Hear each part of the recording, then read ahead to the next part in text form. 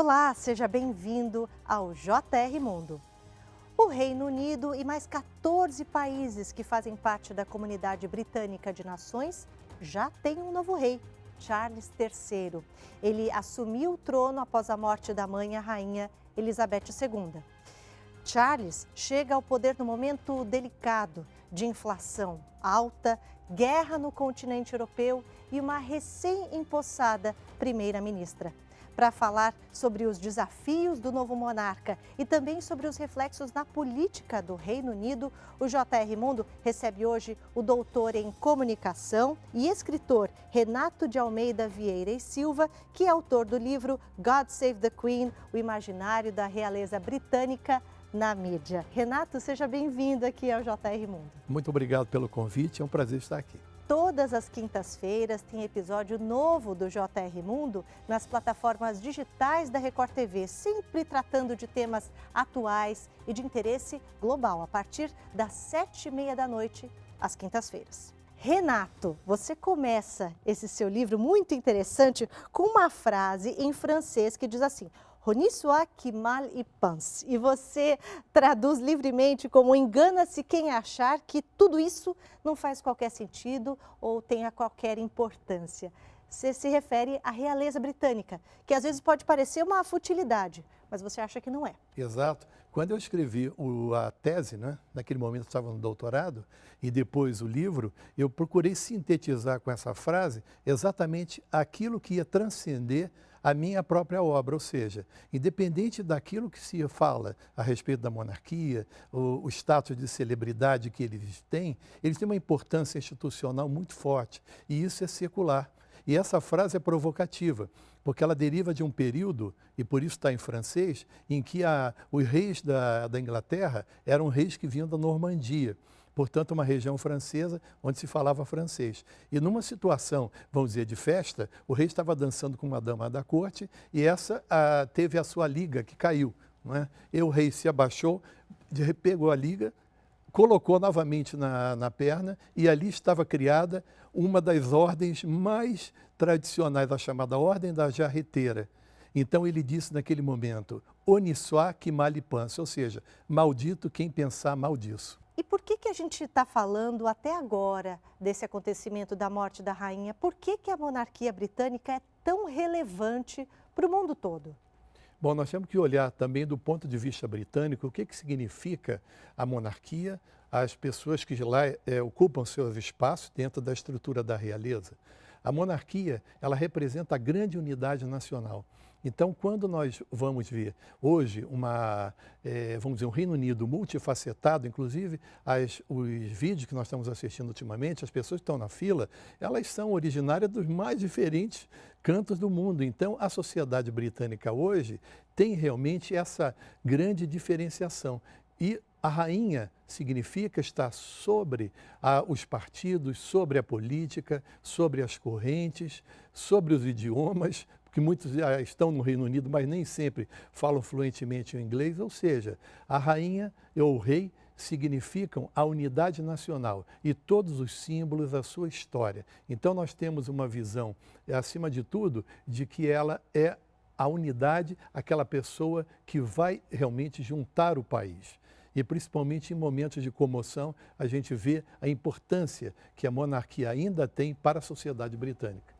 E essa relevância da monarquia britânica também se deve ao fato da rainha Elizabeth II ter desempenhado um bom papel? Quer dizer, qual que é o legado que ela deixou para o mundo? Claro, com certeza. Nós temos o papel que é exatamente o papel institucional, ou ser rei ou ser rainha, mas também a personalidade da soberana. Então isso deu, vamos dizer, muita tranquilidade. Elizabeth II, por uma característica muito pessoal, ela sempre fez aquilo que era esperado para o seu papel. E se tem uma coisa que os britânicos valorizam, é aquele que desempenha bem o seu papel, ou seja, está dentro daquilo que é esperado para aquela função. Eu acho que Elizabeth II foi além, porque ela percorreu do século XX ao século XXI, se tornou relevante para o seu povo e para o mundo e podemos até dizer que ela é uma rainha pop, porque ela esteve junto com os principais movimentos musicais, com as artes, com as celebridades. Ela viajou pelo mundo inteiro representando seu país. Então, nunca foi uma desconhecida, muito pelo contrário. Então, essa é a marca do seu reino. Aqui no Brasil, a gente tem essa expressão, né? Quando uma pessoa tem só uma imagem de importância, mas ela não tem importância real, quer dizer, não tem poder de decisão, a gente chama de, você é uma rainha da Inglaterra. Mas é uma expressão injusta, porque a própria Elizabeth II, ela exercia um poder ali, ela aconselhava os primeiros ministros. Qual que era o trabalho dela, fora ter esse papel representativo? Bom, o papel de chefe de Estado lhe dá poderes. Esses poderes são limitados, são bem diferentes da primeira-ministra, porque ela tem questões administrativas para cuidar, questões econômicas, financeiras, relações internacionais, ou seja, é muito mais complexo, né, para a imagem e o funcionamento do país. Mesmo tendo um papel, vamos dizer, menos efetivo, ela tem um papel simbólico muito forte. E esse papel simbólico significa influenciar uma sociedade, as suas atitudes, pelas suas próprias atitudes, esse é um ponto interessante, e representar o seu país em visitas internacionais, em viagens internacionais, ou seja, está dentro daquilo que é esperado para o papel. Cabe à rainha 3 coisas fundamentais nas conversas que ela tem com agora a primeira-ministra. Cabe a ela ouvir, e ela tem que ser uma boa ouvinte. Cabe a ela aconselhar e cabe a ela também discordar. Só que nós não sabemos tudo que se passa numa reunião, porque ela jamais é revelada no seu teor. Mas ela é capaz, em alguns temas, de colocar os seus pontos de vista e, dentro dessa ponderação, saírem decisões importantes para o próprio Reino Unido. Tendo uma mãe como a Elizabeth II, o que a gente pode esperar agora do filho dela, o Charles III? Qual que é o perfil do Charles? Nós temos uma monarquia que tem a característica de sucessão. Então, a sucessão é determinada exatamente por esses laços de parentesco, ou seja, dentro de uma estrutura familiar e dinástica. Então, pai para filho, ou mãe para filho, e pelo que a gente pôde acompanhar, porque a vida de um membro de tamanha importância da família real, a gente acompanha desde antes do nascimento. Então, nós já comemoramos a gravidez, comemoramos o nascimento e acompanhamos a sua vida. Então, em 73 anos de vida, podemos dizer que teve uma professora exemplar, do ponto de vista, vamos dizer, institucional. Agora, é claro que, além da preparação oficial, porque a própria Elizabeth II, ela teve como tutores alguém nada menos que Winston Churchill. Que gostava muito dela, né? Gostava muito dela e acreditava na força da monarquia. Então, você tem uma influência muito grande, né? Ou seja, uma influência histórica. Podemos dizer que, aparentemente, o século XX, acho que terminou com Elizabeth II. Apesar da gente estar no século XXI, porque ela traz muito dos grandes feitos, dos grandes movimentos, dos grandes fatos do século XX e entra também no século XXI, namorando, vamos dizer, ou integrada totalmente com todas as formas de comunicação. Então, acredito que Charles, a princípio, ele teve uma formação de sucessor e agora vai desempenhar o seu papel totalmente independente da mãe, porque, afinal de contas, o papel dele era mais secundário, apesar de ele ter, em inúmeras ocasiões, representado a mãe. No último ano, agora esse ano, melhor dizendo, ele substituiu a mãe na abertura do parlamento pela primeira vez, já que Elizabeth II já apresentava algumas dificuldades de locomoção. Nos últimos dias tem se falado muito sobre a estabilidade que a Rainha Elizabeth representava. O senhor acredita que o Charles III vai suprir esse sentimento de estabilidade ou ainda ele vai precisar prová-la, né? Precisar de um tempo para conseguir firmar essa imagem? Essa estabilidade ela se dá em 2 momentos, né? O fato de ser o sucessor já diz o seguinte: nós já sabemos quem é. Até o fato de ele não ter mudado o seu nome, na sua apresentação ele passou a ser Charles III, isso já deu uma continuidade. Todo mundo sempre falou o príncipe Charles, agora o rei Charles III. Então não houve mudança nesse sentido. O segundo a maneira como ele vai estar se dirigindo, vamos dizer que os primeiros momentos foram muito importantes, os discursos que ele tem pronunciado. Eu sei que houve algumas gafes ligadas talvez ao momento emocional que ele está apresentando, Ele se mas mostrou um pouco irritado nos últimos dias, né? isso. Até com uma caneta. Está faltando um pouquinho aí, talvez um apoio de inteligência emocional para esse momento, né? Não sei também se ele tem alguma obsessão por organização, a gente não pode exatamente afirmar, mas são coisas menores. Eu diria até que características dessa natureza dão ao Charles uma certa humanidade. Porque quando você fala o rei, parece que nós estamos diante de uma figura mítica e, vamos dizer, que a gente não alcança. Mas ele é tão humano quanto outros seres humanos. Agora, é claro que ele vai ter que ter uma vigilância maior, porque qualquer coisa que ele fale, qualquer coisa que é um gesto ou uma atitude, termina influenciando. E nós estamos no momento em que ele está sobre os olhos intensos da mídia. Então, estão prestando atenção em tudo, na maneira de vestir, na maneira de falar, e tudo isso, eu acredito, são arestas que vão ser contornadas com o tempo. Além dessa irritabilidade, uma outra coisa que chamou a atenção foram os dedos dele, que parecem inchados, avermelhados, parecem sinal de alguma condição de saúde ali que ele pode ter. O que se sabe sobre a saúde do novo rei? Bom, o que pode se especular por aquilo que a gente vê pelas imagens, inclusive eu vi alguns comentários de médicos, que podem ser alguma questão circulatória e ligada também a processos de artrite. E que causa esse inchamento dos dedos. Então, não sabemos assim qual a extensão disso no momento, ou se isso vem a prejudicá-lo de alguma forma. Aparentemente, não é nada tão grave, nada que não possa ser controlado. Até porque pelo histórico, pela genética familiar, né? O pai dele morreu no ano passado, a mãe dele com 96 anos, quer dizer, o prognóstico aí é de uma vida longa para o Charles III. Exato, o DNA da família é de longevidade, tirando, vamos dizer, o caso específico do pai da Rainha Elizabeth II, que morreu de forma muito precoce, ele estava muito doente e foi uma doença que o vitimou muito rápido.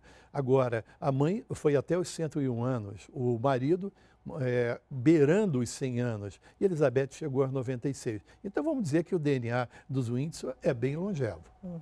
Ele já assumiu o trono imediatamente após a morte da mãe, mas ainda vai ter uma série todo um protocolo ali, né? Uma cerimônia de coroação. Como é que deve ser essa cerimônia? Bom, se prevê alguma coisa em termos de preparação de 6 meses a 1 ano. Aproximadamente.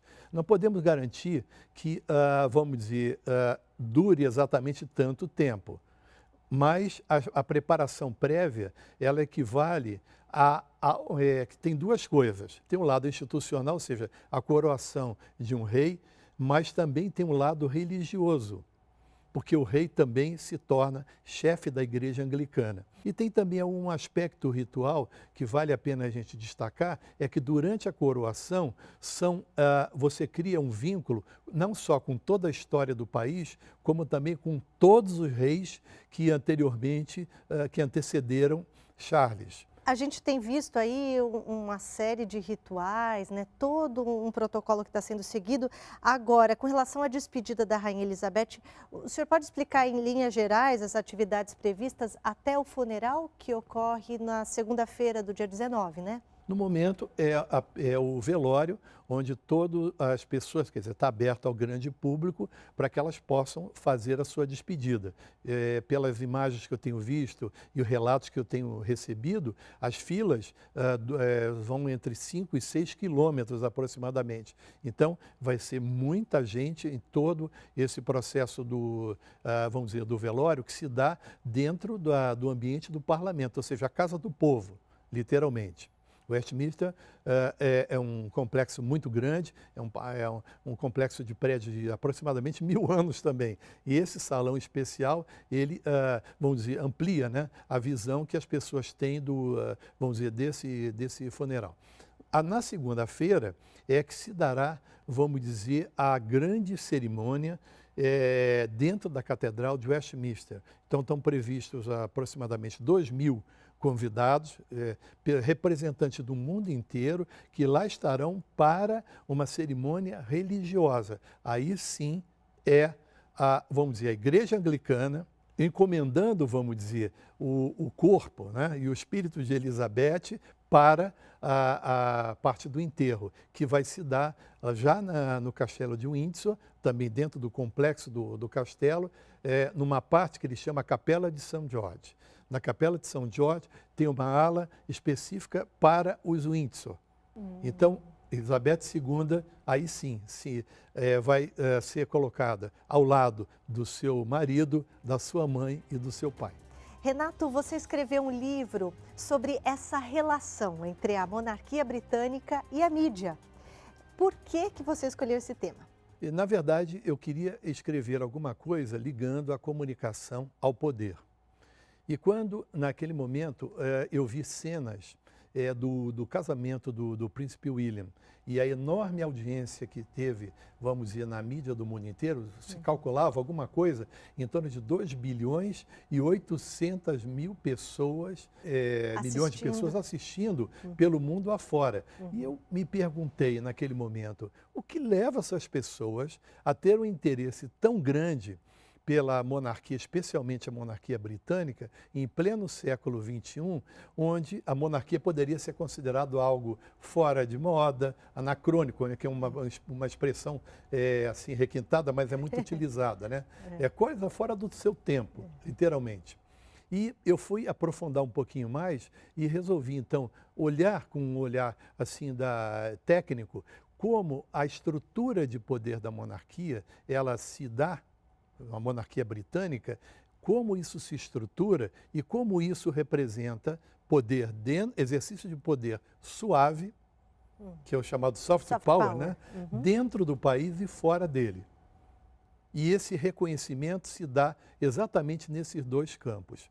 Então, na medida que eu mergulhava nessa estrutura, eu vi o quê? Que existe um lado antropológico, que é o lado da formação do país, da sua história, dos seus ritos, dos seus símbolos, e que isso vem perpassando geração por geração. Nós tivemos condição de verificar na procissão entre o Palácio de Buckingham e Westminster a forma como as pessoas se comportavam, vamos dizer, aquelas pessoas que estavam no cortejo, os uniformes, os símbolos, tudo aquilo que era utilizado, tá? Então isso reflete o quê? A história do próprio Reino Unido. É um reencontro entre vamos dizer, os britânicos e a sua própria história. Não é à toa que filmes como The Crown, Harry Potter, entre O Senhor dos Anéis, ali também tem os elementos que ligam essa longa tradição onde reis e rainhas tinham, vamos dizer, esse aspecto da adoração. Um poder divino. O poder divino. O terceiro é o lado midiático. Esse cuidado que a monarquia britânica teve desde a época da Rainha Vitória, quando a monarquia deixa os palácios e passa a ter as suas cenas do seu cotidiano fotografado. Estamos falando da época da fotografia. Quando os primeiros tabloides começam a circular. Fim do século XIX, é isso? Isso. Então você tem aí o registro fotográfico tornando o quê? Aquela vida que era privada também pública. E à medida que os meios de comunicação vão evoluindo, então nós tivemos em seguida a própria fotografia, o mundo do cinema, depois nós tivemos o mundo da televisão e o cinema junto também com as salas de cinema, porque o casamento de Elizabeth II ainda não tinha uma influência tão grande da televisão. Então eles fizeram uma montagem junto com o pessoal da BBC, onde o rádio e o cinema, porque você tinha uma estrutura vamos dizer, hollywoodiana, literalmente. Aí esses rolos eram distribuídos pelos 4 cantos do mundo para serem exibidos em salas de cinema. E a BBC transmitindo pela rádio. Já na coroação, ou inclusive com a participação do próprio príncipe Philip na época, é coordenada também uma ação para a TV, que naquele momento também já engatinhava. Ou seja, foi se introduzindo um lado cerimonial e espetacular que não se era emprestado a nenhuma outra monarquia. E os britânicos estiveram à frente nisso, à frente de qualquer outra monarquia. Exatamente. Se você olhar, por exemplo, o Império Japonês, né, que ainda sobrevive, tem uma tradição de 2000 anos, mas a descrição é tão Muito mais grande, discretos. não é? Vamos dizer, quase que monárquica, eu diria. Isso. E é diferente vamos dizer, da monarquia britânica. Então, à medida que a mediatização aumenta, essa comunicação passa a ser mais intensa, então as interações entre a monarquia e o grande público os colocam no terreno das celebridades.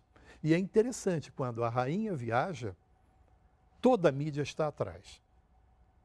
Então, ela tem uma representação não somente para, vamos dizer, o consumo interno, para os próprios britânicos, como também se torna a marca de maior relevância do Reino Unido para o mundo.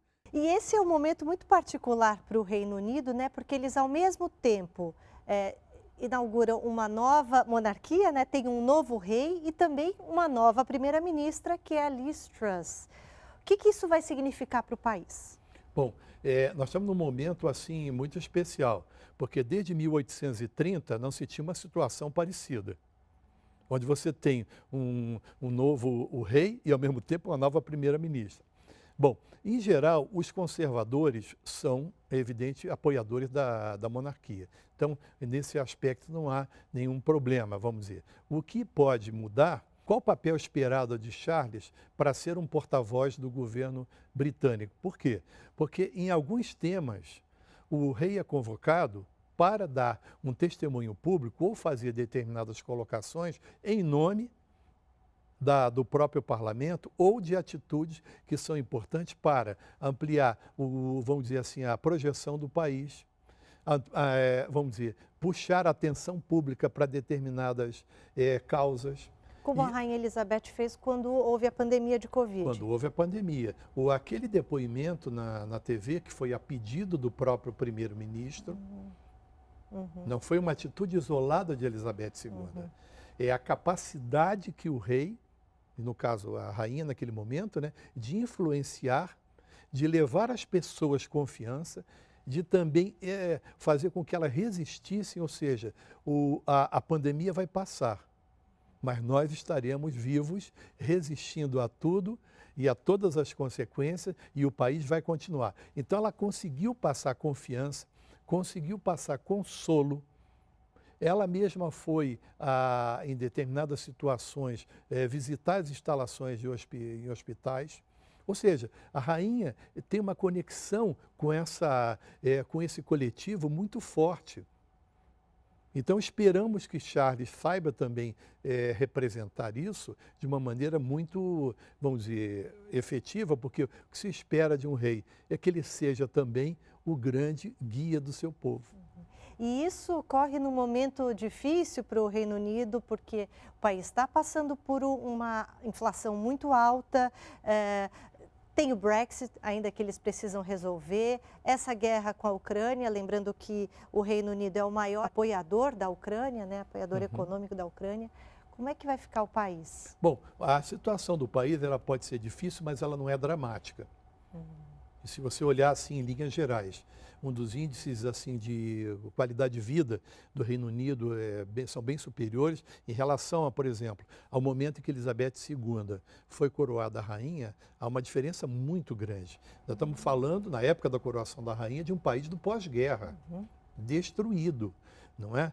Por uma série de motivos. Então, crises de desemprego, crises de mudança na própria estrutura econômico-financeira do país. Ou seja, havia uma reconstrução a caminho. Nesse momento, você pode ter uma perda relativa do padrão de vida, mas a situação não é dramática. O índice de desemprego, pelo que eu vi de indicadores agora muito recentes, dá mais ou menos 3,6% do total. Isso é quase pleno emprego. Agora, é claro que o britânico vai se perguntar, e o meu conforto? Principalmente, vamos dizer, uma vida de classe média. Eu vou ter que reduzir o meu consumo de energia, eu vou ter que desligar minha calefação, eu vou passar mais frio.